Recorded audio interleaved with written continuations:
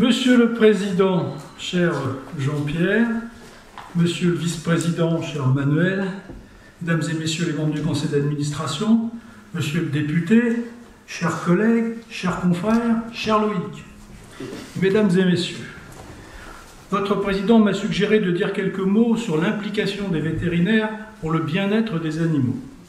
Vaste programme, aurait dit le général.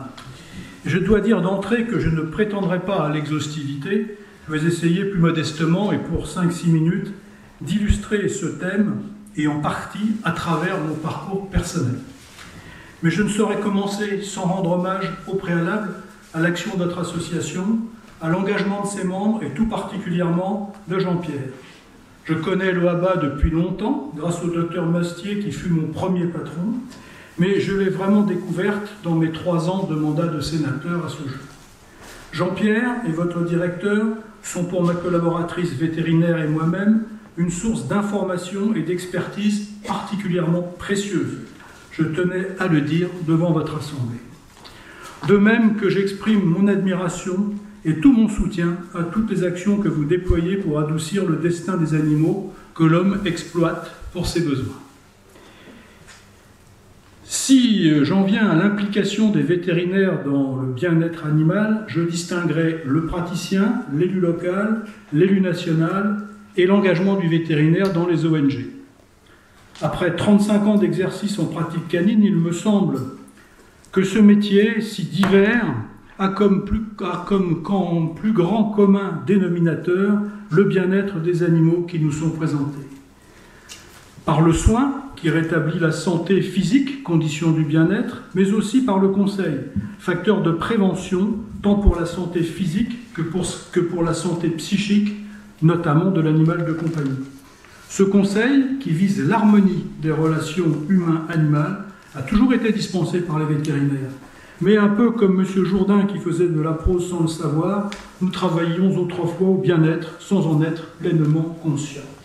Mais cela a changé avec la forte augmentation de la demande en consultation du comportement et la plus grande prise en compte également du psychisme et du bien-être de l'animal, indispensable à l'harmonie, encore une fois, dans sa relation avec l'homme. Cela a aussi changé avec l'arrivée de générations plus sensibles à ces questions. Dans le domaine des animaux de rente, qui vous préoccupe au premier chef, le vétérinaire joue le même rôle, même si la recherche du bien-être a aussi une motivation économique bien comprise.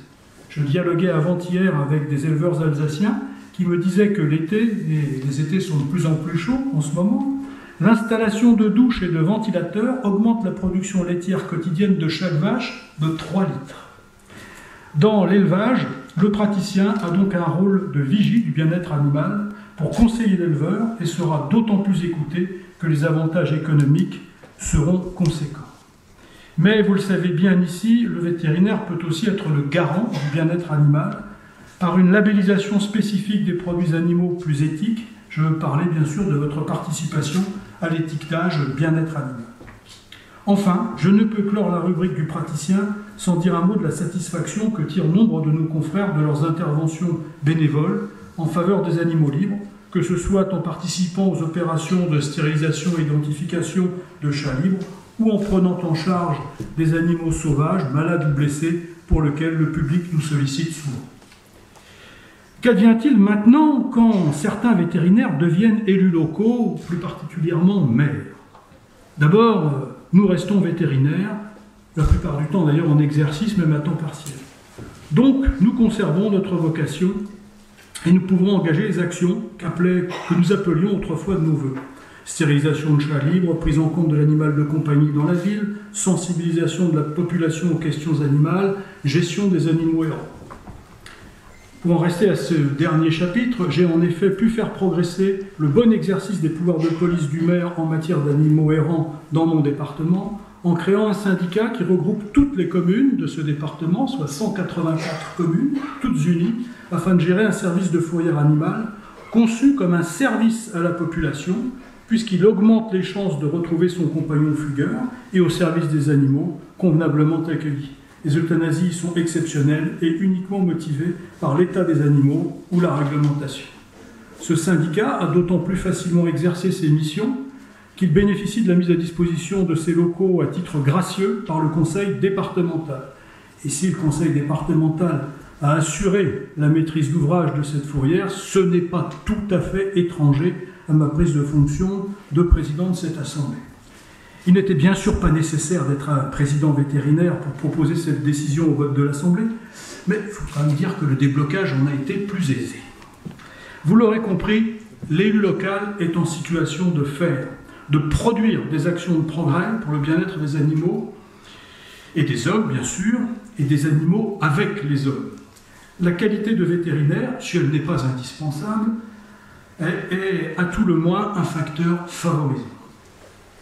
Concernant le vétérinaire parlementaire, je serai bref. Évidemment, notre formation et notre sensibilité nous prédisposent à jouer un rôle de premier plan dans le débat sur les textes concernant le bien-être animal pour convaincre nos collègues et, qui sait, peut-être même l'État profond, cette redoutable administration qui s'exprime à travers le gouvernement. Nous sommes aussi en situation de soutenir des projets concrets, de convaincre l'exécutif dans la gestion quotidienne et d'intervenir régulièrement par des questions écrites, par des interpellations orales ou simplement par la proximité que nous pouvons entretenir avec certains collaborateurs de ministres. J'insisterai juste sur la plus-value que nous donne l'équilibre entre notre expérience de vétérinaire et notre sensibilité d'autre part.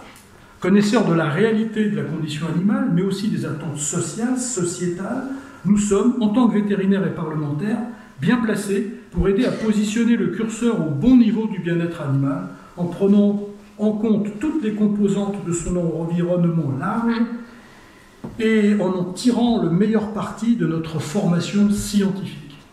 Enfin, et j'en terminerai par là, plus j'y pense, et plus je me convainc que votre engagement associatif, Jean-Pierre, Manuel et tous les autres confrères bien sûr, cet engagement dans le monde associatif est la synthèse de ce que peuvent faire les vétérinaires, élus locaux et élus nationaux. En étant engagés comme vous l'êtes dans le tissu associatif, vous pouvez à la fois faire ce que nous pouvons faire quand nous sommes élus locaux, c'est-à-dire mener à terme des actions concrètes, et en même temps avoir un grand pouvoir d'influence auprès de la sphère des décideurs. Quand on est parlementaire, on est plus du côté de l'influence et moins dans la réalisation concrète. Quand on est élu local, c'est le contraire. On peut peut-être regretter à cet égard d'ailleurs que depuis une loi assez récente, nous ne puissions, nous parlementaires, plus exercer de responsabilité locale. Je vois Loïc Dombreval qui opine du chef, donc a priori il doit être d'accord. Mais enfin, il en est ainsi, et vous en tout cas, vous avez la possibilité de faire les deux. Je sais que vous pouvez y épanouir notre commune passion pour ce beau métier. Merci beaucoup.